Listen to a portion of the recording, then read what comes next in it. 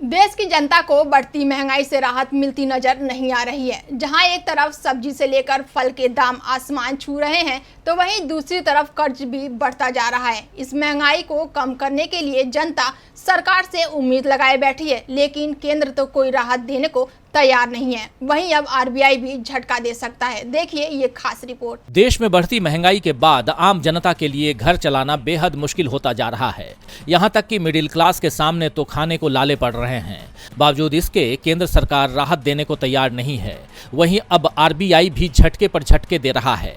कहा जा रहा है कि इस बार भी ईएमआई का बोझ कम नहीं होगा। केंद्रीय रिजर्व बैंक के गवर्नर शक्तिकांत दास ने आगे भी ब्याज दरों में बढ़ोतरी के संकेत दिए हैं। उन्होंने कहा कि ब्याज दर में वृद्धि को रोकना मेरे हाथ में नहीं है, ये स्थिति पर निर्भर करेगा। आरबीआई गवर्नर ने स्वीकार किया कि मुद्रास्फीति नीचे आई है, लेकिन कोताही की कोई गुंजाइश नहीं है।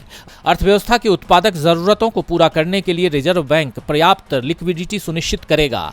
आरबीआई गवर्नर ने बैंकिंग सिस्टम पर भरोसा जताते हुए कहा, लिक्विडिटी और कैपिटल की मजबूत स्थिति और संपत्ति की गुणवत्ता में सुधार के साथ भारतीय बैंकिंग सिस्टम स्थिर और मजबूत बनी हुई है। उन्होंने कहा कि रिजर्व बैंक वित्तीय स्थिरता को कायम रखने के लिए अर्थव्यवस्था को पूरा समर्थन देगा। अब आरबीआई के गवर्नर ने तो साफ संकेत दे दिया है कि बेलगाम महंगाई नहीं रुकेगी, जिससे लोगों की मुश्किलें बढ़ेंगी। मौजूदा आंकड़ों पर नजर डालें तो अप्रैल में रिजर्व बैंक ने लगातार हो रहे रेपो रेट में बढ़ोतरी को रोक दिया था। वर्तमान में रेपो रेट 6.5% पर है। इससे पहले रिजर्व बैंक ने मई 2022 से रेपो रेट में 250 आधार अंकों की बढ़ोतरी की थी। अब एक बार फिर आरबीआई इन आंकड़ों को बढ़ाने के संकेत दे रहा है। डीबी लाइव की रिपोर्ट।